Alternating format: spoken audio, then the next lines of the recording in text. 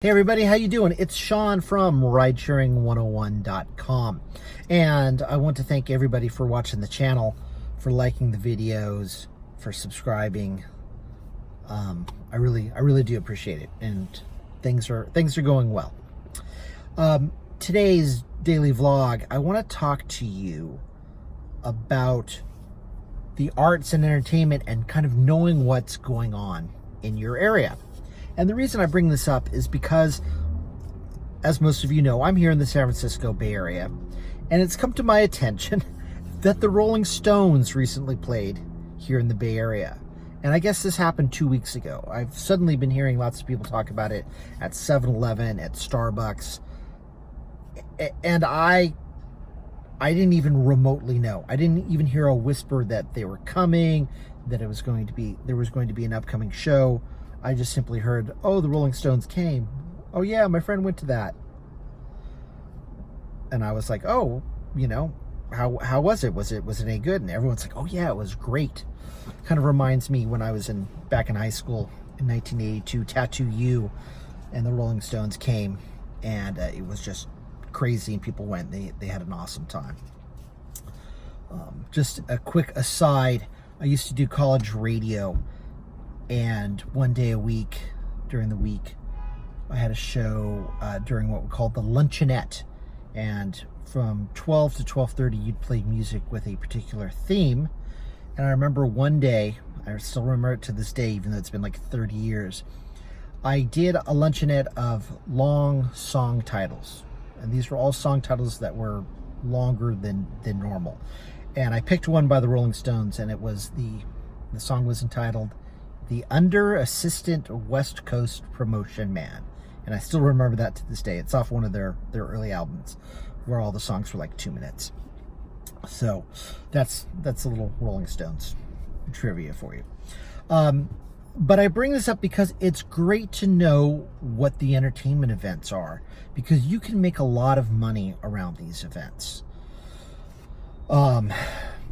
You can drop people off at the events. A lot of times you can arrange for return rides. You can sometimes do that off the books if you are so inclined, if the passengers are so inclined, or you can arrange future business depending on the ride and how well you get along.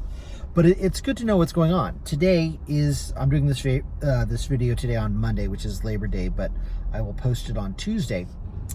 And it's good to remember that the holiday is coming up, because a lot of people travel on Labor Day. It's a 3-day weekend. So, for instance, if you know that it's Labor Day, I wouldn't go to the airport, because the airport's going to be packed with drivers that think that that's the way to make money. And it's not.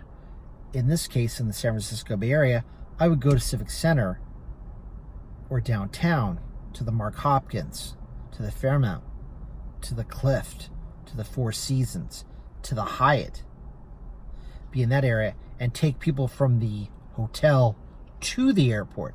And then you'll probably get a return fare, and you don't have to wait in that long queue, which is pretty hellacious. In San Francisco, there's not any one way really to bisect the city. It's pretty hard. There's Van Ness and Gough and Franklin, but other than that, it's really hard to get across town. Even though the city is only 7 by 7, it's surrounded by water on 3 sides. So if there's a major event going on, it's usually either downtown or in the middle of the city. And knowing that can save you a lot of headaches, because sometimes when these big citywide events happen, it could take you 20 to 30 minutes to go 5 blocks. So, for instance, Gay Pride Parade bisects the city because it's down by Civic Center.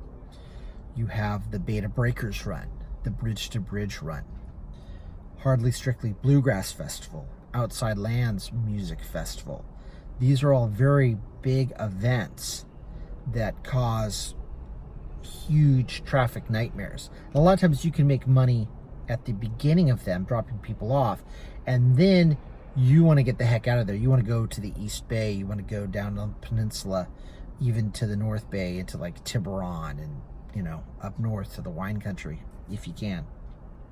So it's good to know what's going on so you can plan accordingly and not get trapped.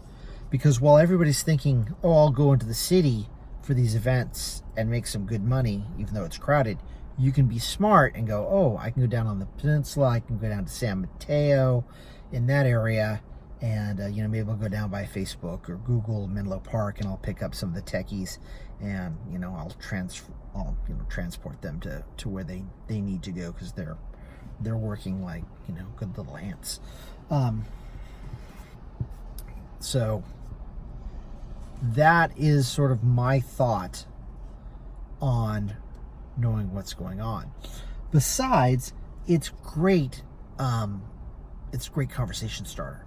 For instance, I was working it's the Salesforce convention, and it's called, I think it's called the convention is called Dreamforce, I think. And I was talking to some passengers, as I always recommend you do, and I picked them up, and they had just seen kind of a unscheduled concert by Weezer at Slim's. And I was talking to some other people that were attending the conference, and I was like, oh yeah, there's a lot going on. I guess Weezer just got out at Slim's, and they're like, oh my God, I didn't hear about that. That's my favorite band. Oh, so unfortunately I was the bearer of bad news, but it's good to know what's going on. And actually, from other people, I found out that Metallica was playing. I found out that Janet Jackson was playing. I found out some really cool information, which actually helped me make quite a bit of money, because I knew where the hot spots were and where people were going to go to, so I could kind of plan my evening accordingly. So I just thought I'd kind of throw that out there. Another sort of Labor Day thought, even though when you watch this it'll be Tuesday. But it's always good to know what's going on, especially entertainment wise. Plus there might be some stuff that you want to go to, and then you can plan accordingly and work a little extra so you can afford to take the time off. So that's my thought. Kind of know what's going on, figure out what's going on with entertainment, check the paper.